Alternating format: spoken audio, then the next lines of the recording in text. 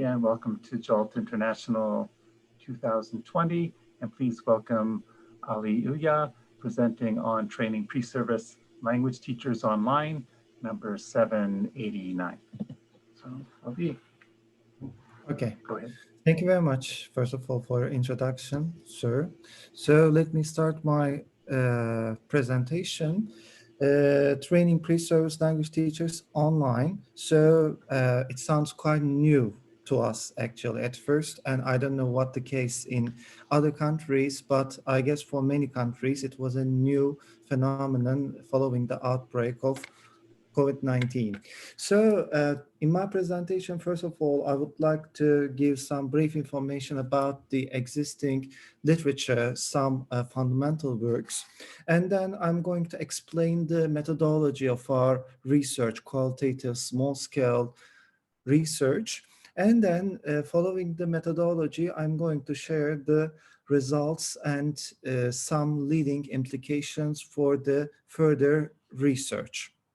And I would like to start with the key terms here, remote language teaching or distance language teaching and teacher education. So, you know, the technologies are getting enhanced day by day, and in line with the enhancing technologies, the number of remote teaching opportunities is also rapidly increasing. On the other side, you know, according to the research, you see some sources here. Pre-service language teacher education programs, undergraduate programs, are not sufficiently preparing the language teacher candidates for the remote teaching settings. And of course, another point, the research regarding online pre-service teacher education is also quite scarce, limited. And here you see, according to the OECD research, it was quite recent, just 2 years ago, almost half of the teachers stated that they didn't receive any training about the integration of technologies into teaching.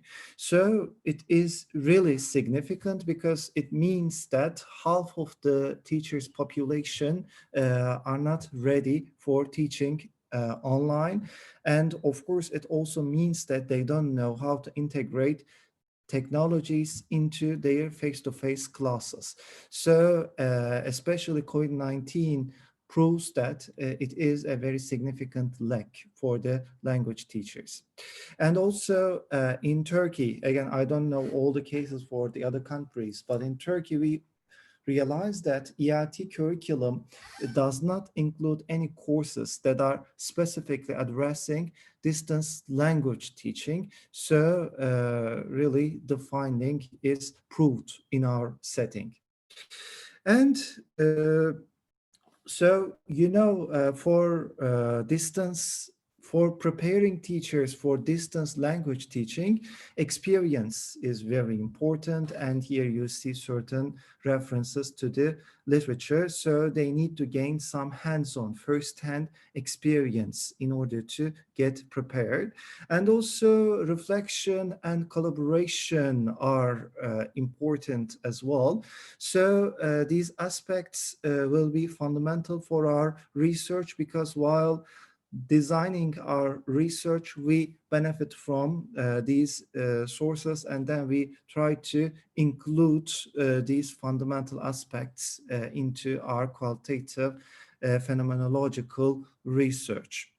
And then observations are another significant part, because in order to implement their own teachings, first of all, they need to observe good examples, and they need to reflect upon these good examples, and they need to receive peer feedback maybe, or they need to give feedback to one another. So it means collaboration, and then they need to implement and reflect upon their own teaching, and it is experiential learning. And the other point here, in-class teaching and online teaching require different sets of skills. You cannot apply the same skill sets to online teaching, and you see an example pyramid here. So at the very bottom of the pyramid, you see basic ICT competence, use of technology, and then some specific technical competence, for example, how to use Zoom for educational purposes. So what are the limitations of Zoom, or what are the facilities that are offered by Zoom? And then, of course, communicative competence and online socialization are the further aspects, how they can interact with the learners, how they can maintain socialization on online settings, and how they can maintain student interaction or teacher student interaction. And just at the top of the pyramid, you see they need to produce their own creative style, of course, with experience in time. And then all together they are negotiating with these settings, and then they are improving their skills. And then there are some other alternatives for such skill sets. So technological Compton, for example, in 2019 offers a skill set. So it involves technological, pedagogical, and evaluation skills for the teachers who are teaching online. And then for novice teachers, proficient and expert teachers, they are offered here. And then TPEC, it is very popular, and I guess many of you are familiar with TPEC, technological pedagogical content knowledge. And then a very recent one, Almond of and Song. So it was a study conducted with the Delphi method, and then 25 experts were consulted in this study research, and then there were 30 indicators for online language teaching, and then these 30 indicators for a high quality online teaching. There are categories: pedagogical skills, technological skills, and again technological and pedagogical skills and indicators. And what is the problem of our study here? COVID-19 outbreak made it impossible for us to continue in face-to-face settings. So that's why we need to do something in order to perpetuate our teaching practicum courses. And then all the schools and universities in Turkey in March, they are closed due to COVID-19. And then this was the first time we experienced such a situation in Turkey. And then we were looking for some new ways, some other alternatives to train pre-service teachers. So another point, it was also obvious that it was not so difficult to predict that this situation would not be temporary. So that's why we need to collect data, systematic data, in order to understand pre-service teachers' experience better, in order to explore their experience for the upcoming terms. And of course, we were intending a large-scale research, and it was a kind of preliminary step to this large-scale study. And then here, this is the aim of the study, exploring their experiences of distance language teaching and distance teacher training, of course, and then providing certain implications for the upcoming terms, as we thought that it would be a permanent part of the ELT curriculum from now on. And then we were intending to conduct another study, a large-scale study, and collecting certain preliminary results. And then here are the research questions. How do the pre-service English language teachers experience the online teaching practicum process? What are their suggestions for an effective online teaching practicum? And then the third research question was, what are their own criteria, subjective criteria, to assess the quality of an online teaching practicum? And this study was conducted between March and June at Sakarya University, a state university in Turkey, in the Department of English Language Teaching. And then, as it was a qualitative study, 15 participants we had among the 40 pre-service teachers who took the course. And then they were all studying the last year of the 4-year BA program. And then they have already taken Teaching Practicum I, which was offered face-to-face, and they all passed the theory-based courses in the ELT curriculum. And in order to collect the data, let me explain the process. First of all, on TV, EBA TV, there were some courses for teaching English, and then they were all observing these courses. And then they were assigned weekly observation tasks for different aspects of language teaching. For example, on 1 week, they were reflecting upon classroom management. On the other week, they were reflecting upon testing in online settings, and so forth.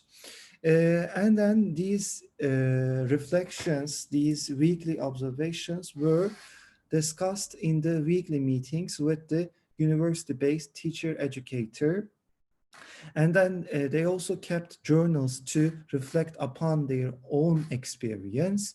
And then they were asked to teach 4 online classes in the form of micro-teachings. I mean, here, as it was not possible to find real students, they were acting as students at the proficiency level that was identified, and they simulate the real settings there.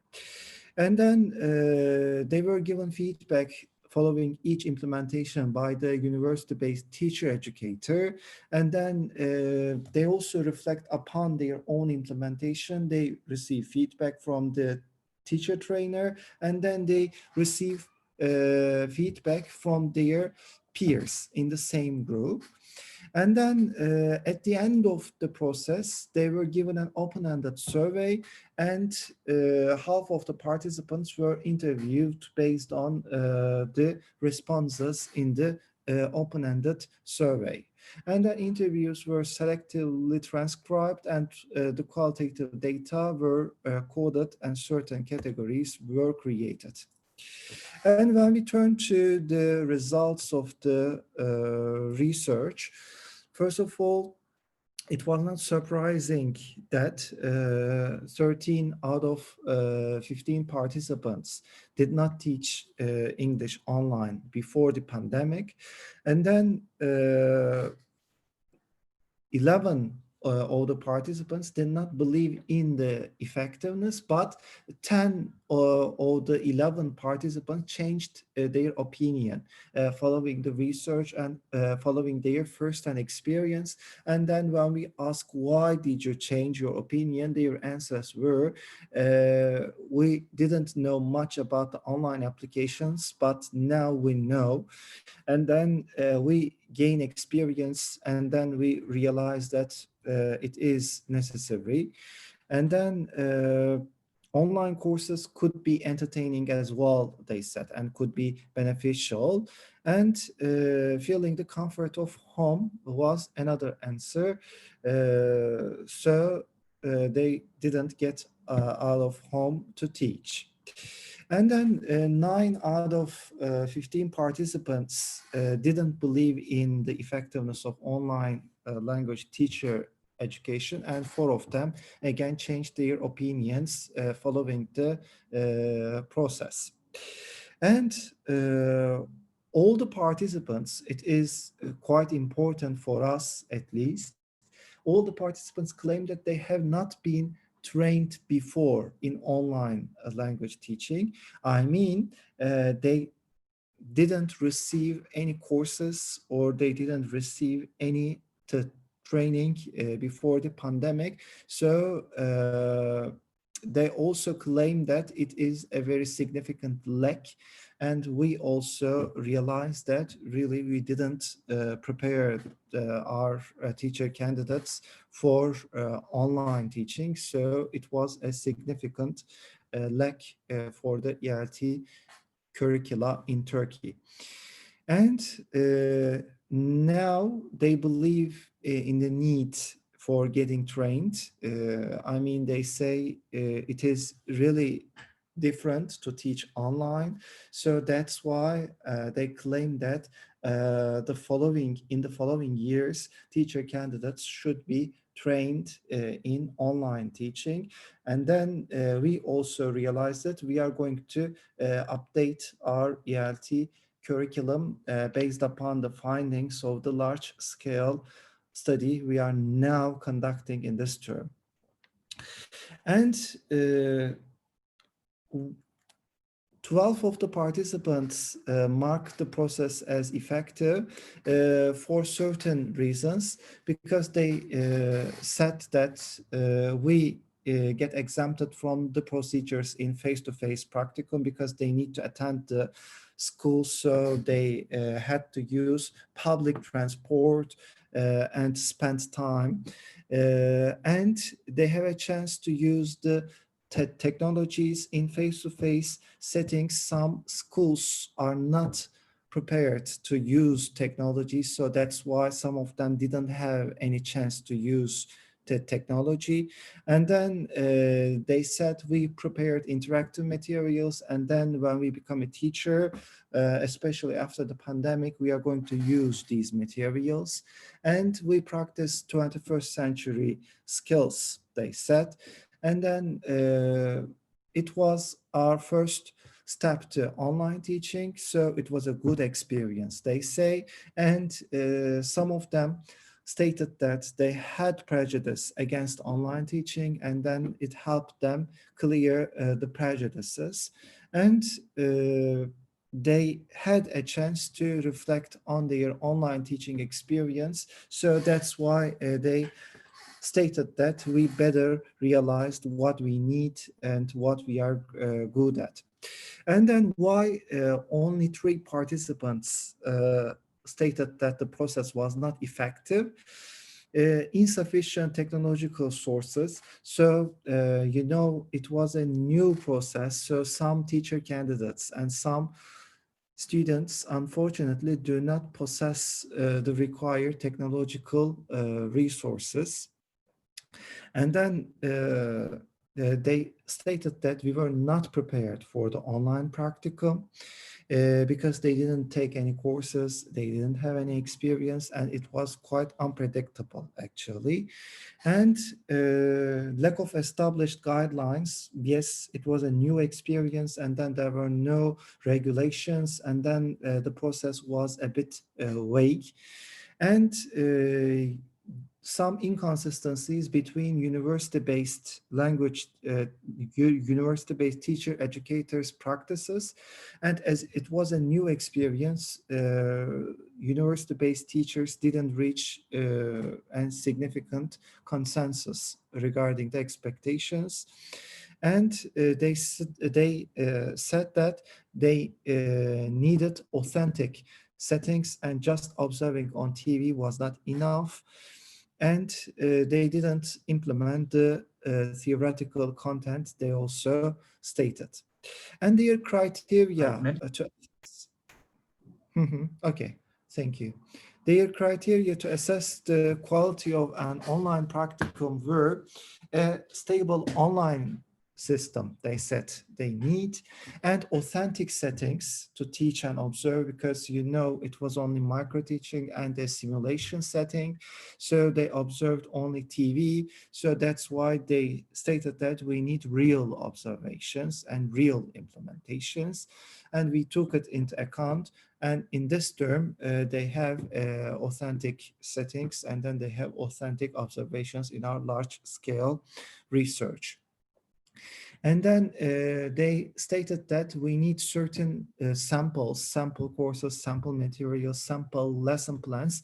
And again, we took it into account, and this term we are providing them with certain resources. And then they stated that good contact is important with the university-based teacher educator, fair assessment, attractive design, feedback, and integrating multiple intelligences are the other criteria they use to assess the effectiveness of online teaching.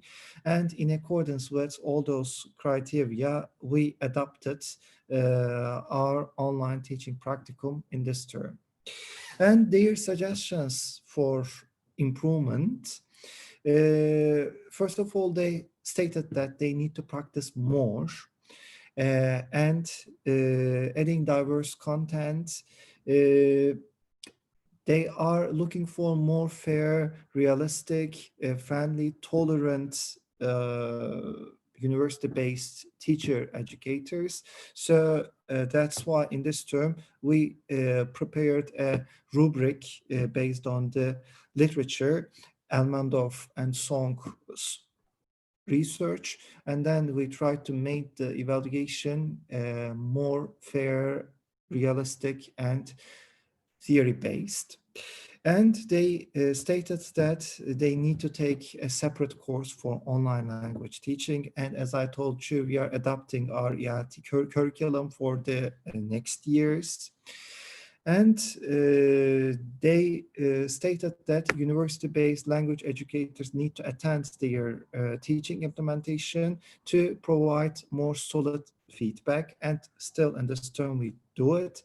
And further support from a school-based mentor teacher. It was a new experience for the mentor teachers as well. So they stated that they require further support, and authentic teaching settings, and a platform, technical support, and a closer connection with the university and the schools. And this term we did it as well. We signed a protocol, and changing pre-service teachers, in-service teachers, and students' perceptions of online teaching to take online classes more seriously.